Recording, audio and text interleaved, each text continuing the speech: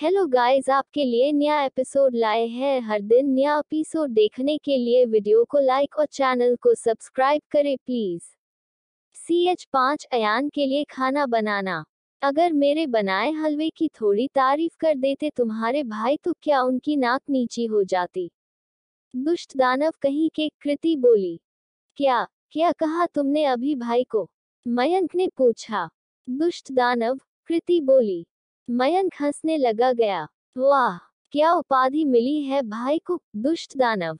दोनों ने एक दूसरे की तरफ देखा और जोर जोर से हंसने लगे। मयंक अपने रूम में जाने लगा तो कृति ने उसे आवाज लगाते हुए रोका। सुनो मयंक। हाँ बोलो, मयंक ने पीछे मुड़ते हुए कहा। मुझे तुमसे कुछ बात करनी है, कृति बोली। हाँ बोलो, सुन रहा हूँ, मयंक ने कहा। यहाँ नहीं, तुम्हारे रूम में चलकर बात करते हैं, कृति बोली। ओके, आ जाओ फिर, मयंक ने कहा तो कृति भी उसके साथ उसके रूम में आ गई। अब बोलो, क्या बात करनी थी तुम्हें मुझसे, मयंक ने पूछा। वो तुम्हारे भाई के बारे में, कृति ने थोड़ा हिचकिचाते हुए कहा। भाई के बारे में? मयंक के चेहरे पर थोड़े परेशानी के भाव उमड़ आए। कि तुम्हारे भाई के बारे में? मुझे जानना है उनके बारे में सब कुछ, उनकी पसंद, नापसंद, और साथ में ये भी कि वो इतने खड़ूस क्यों हैं। कृति ने बड़ी उत्सुकता से कहा। ये सुन मयंक के चेहरे पर आए परेशानी के भाव मुस्कुराहट में बदलने लगे। अब मुस्कुराते ही रहोगे या कुछ बताओगे भी, कृति ने बोला। लेकिन तुम्हें ये सब क्यों जानना है? मयंक ने पूछा। हमारी शादी तो मजबूरी में हुई, लेकिन मैं इस शादी को दिल से निभाना चाहती हूँ, कृति अयान के बारे में सोचते हुए ली। मयंक ने कृति को अयान की पसंद नापसंद सब के बारे में बताया, जिसे सुन कृति के होंठों पर एक स्माइल आ गई। लेकिन वो इतने खड़ूस क्यों है? बचपन से खड़ूस है या अभी मुझसे शादी के बाद हुए हैं? कृति ने पूछा। इस बारे में बाद में बात करते हैं ना, मयंक ने जल्दी से उठते हुए बोला। अरे बताओ ना, मुझे जानना है, कृति जिद करते हुए बोली। अब मयंक मस्ती के मूड में था, वो रुआसा सा होकर बोला। अब मैं तुम्हें क्या बताऊं भाई के गुस्से के बारे में, बहुत खतरनाक गुस्सा है उनका। तुम बच कर रहना, अगर कोई उन्हें ज्यादा इरिटेट करे तो चाकू लेकर भाग पड़ते हैं उसके पीछे उसको मारने के लिए। अच्छा, फिर क्या? कृति ने डरते हुए पूछा। क्या फिर? कितना मुश्किल होता है उन्हें कंट्रोल करना, मयंक बोला। कृति सोच में पड़ गई और खुद से बोली, मैं तो उनके साथ उन्हीं के कमरे में रहती हूँ, मुझे बचकर रहना होगा। क्या सोच रही हो? मयंक ने शैतानी हंसी हंसते हुए पूछा। काका कुछ भी तो नहीं, कृति जल्दी से बोली। अभी तुम जाओ और किचन संभालो, कहते हैं ना आदमी के दिल का रास्ता उसके पेट से होकर जाता है। तो जाओ, जाकर भाई की पसंद का खाना बनाने की तैयारी करो और उनके गुस्से को प्यार में बदलो, मयंक बोला। हाँ तुम बिल्कुल सही कह रहे हो, अभी दोपहर का खाना तो बन गया होगा, मैं शाम के खाने की तैयारी करती हूँ, कृति ने कहा। कृति जल्दी से रूम बाहर आई। मयंक उसको जाते हुए देखता रहा और खुद से बोला, भाई ऐसे बिल्कुल भी नहीं थे कृति, दिल पर लगे जख्म बहुत गहरे होते हैं। मुझे खुशी है कि तुम जैसी लड़की भाई की जिंदगी में आई।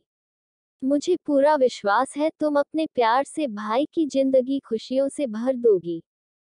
कृति सीधे किचन में आ गई। उसने मेड को कुछ इंस्ट्रक्शंस दी और खुद भी काम में लग गई। शाम के 4 बज चुके हैं। अब तक नैना जी भी घर वापस आ गई है। वो मेड को आवाज लगाते हुए सीधे किचन में आ गई। मनवीर, मनवीर, इतनी अच्छी खुशबू कहाँ से आ रही है? माँ आप आ गई, कृति नैना जी को देखते हुए बोली।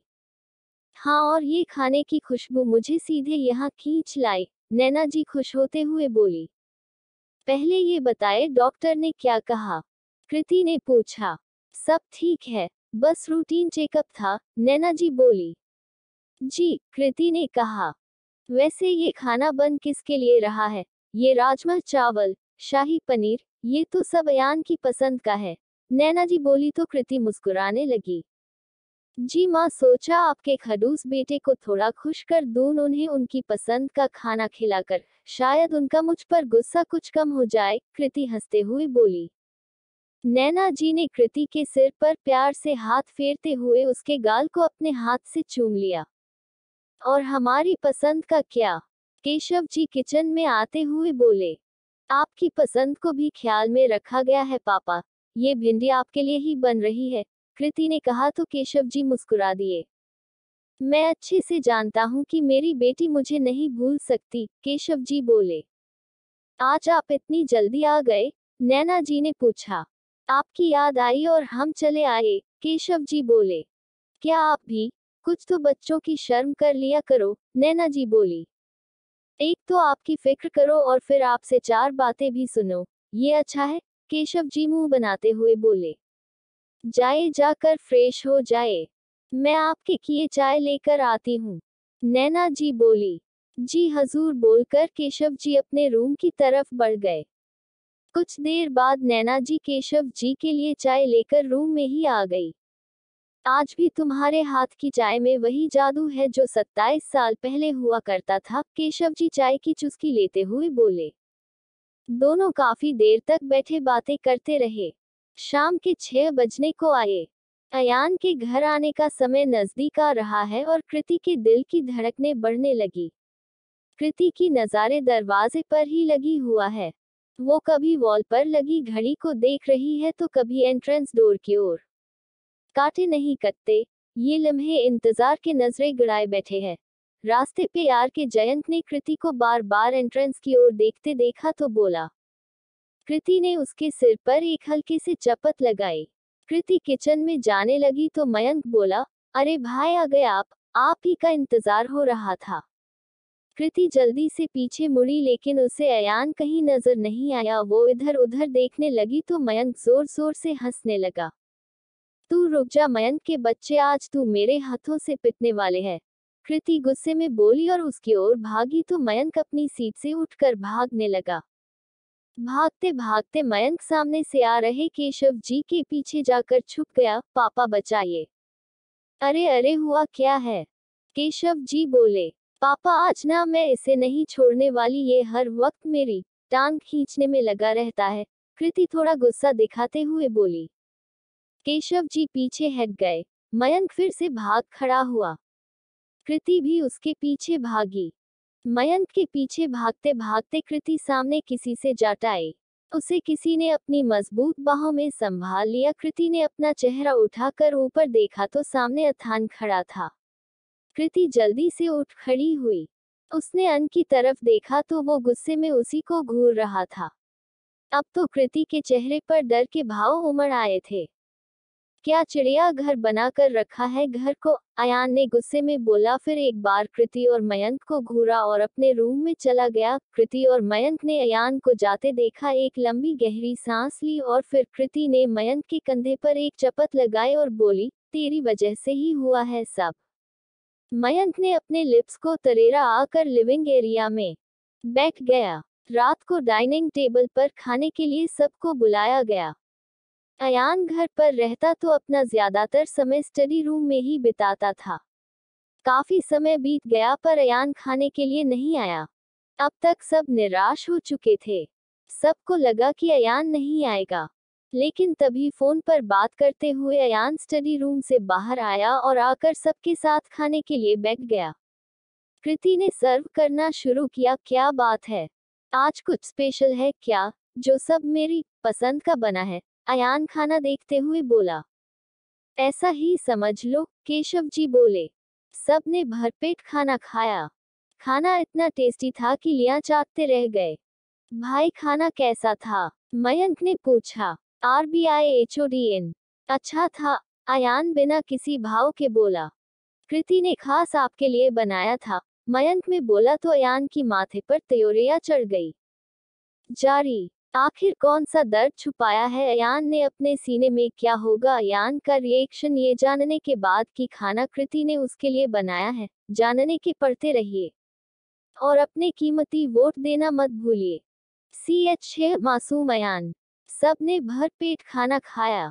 खाना इतना टेस्टी था कि सब उंगलियां चाटते रह गए।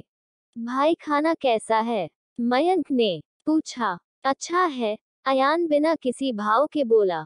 ने खास आपके लिए बनाया है, मयंक ने बोला तो अयान के माथे पर त्योरियां चढ़ गई। कैसा लगा आपको? कृति ने डरते हुए पूछा। अयान कुछ बोले वहां से उठ खड़ा हुआ और खाना छोड़ रूप में चला गया। अयान के इस तरह बिहेव करने से कृति की आंखों आंसू आ गए, लेकिन उसने सबसे अपने आंसू छुपा लिए।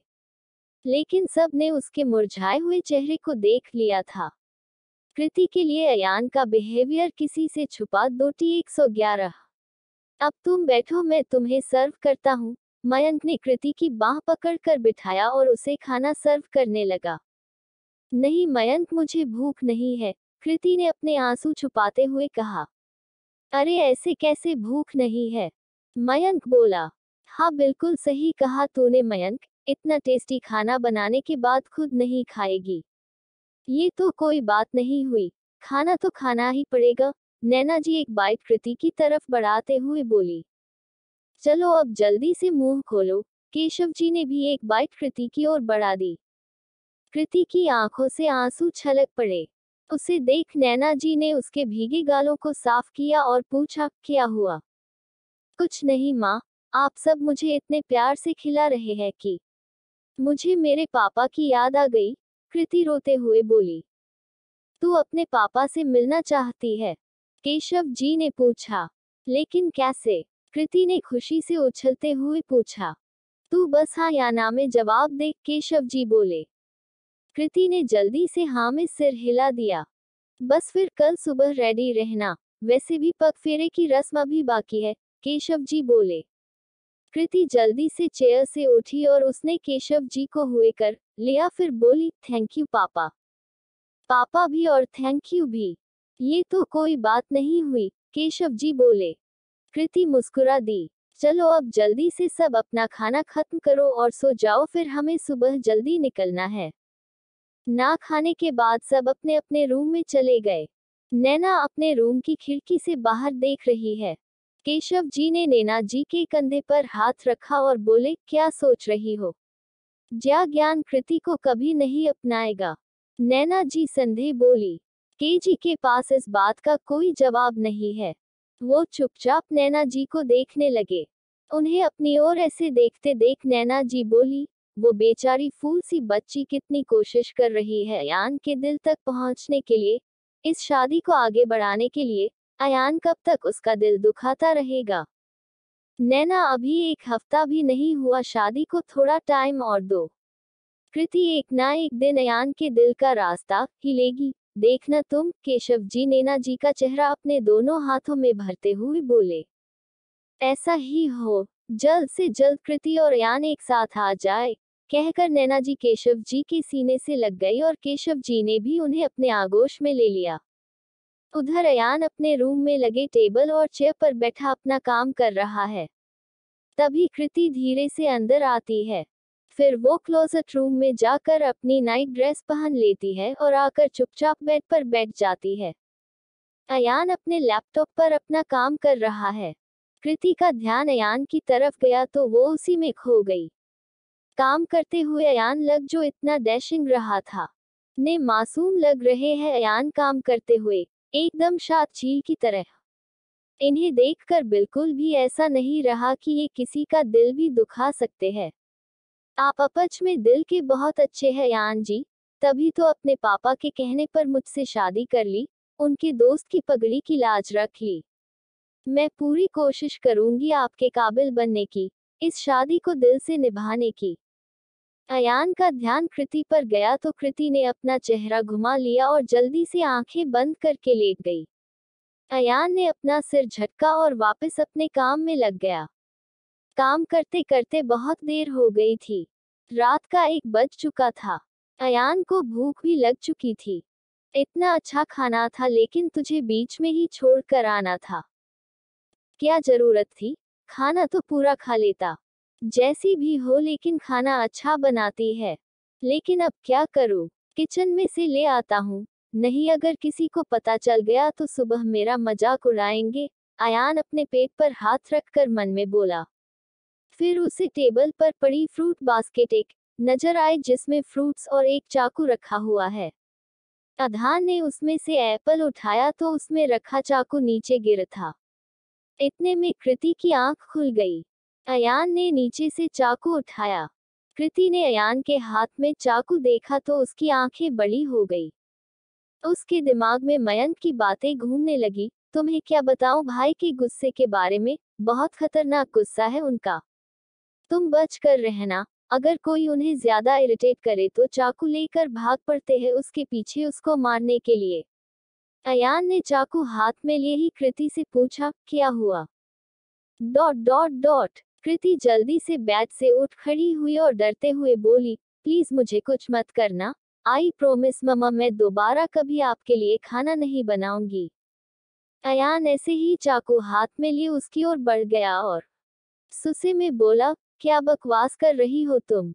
देखिए अयान जी, गू गुस्से में लिया गया। हर फैसला सही नहीं होता, मुझे लग जाएगी। माँ मैं आपको कभी तंग नहीं करूंगी, प्रोमिस। कृति चाकू की तरफ देखकर डरते हुए बोली।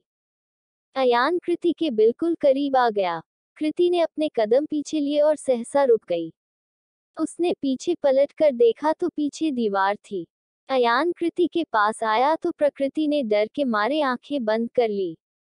अयान का ध्यान उसके चेहरे पर गया तो वो उसी में खो गया और उसे निहारने लगा। अचानक उसे कुछ ध्यान आया तो उसने अपनी नजरें कृति के चेहरे से हटाए और अपने कदम पीछे ले लिए। फिर उसने अपने हाथ में पकड़ा चाकू टेबल पर रखा और अपना लैपटॉप उठाकर स्टडी रूम में चला गया। से बोला, तू स्टडी रूम में आकर। अयान ने डोर को बंद किया और दीवार और एक जोरदार मुक्का दे मारा। फिर वो खुद ऐसा कैसे कर सकता है अयान? मैं उस लकड़ी की तरफ क्यों खींचा चला जा रहा हूँ? मैं ऐसा नहीं कर सकता, नहीं कर सकता। मेरे दिलो दिमाग में बस एक ही लड़की है और वो है रिया। क्या अयान खुद को रोक पाएगा कृति के करीब जाने से? आखिर कौन है ये रिया? जानने के लिए पढ़ते रहिए और अपने रिव्यूज देना मत भूलिएगा। ESAA जारी।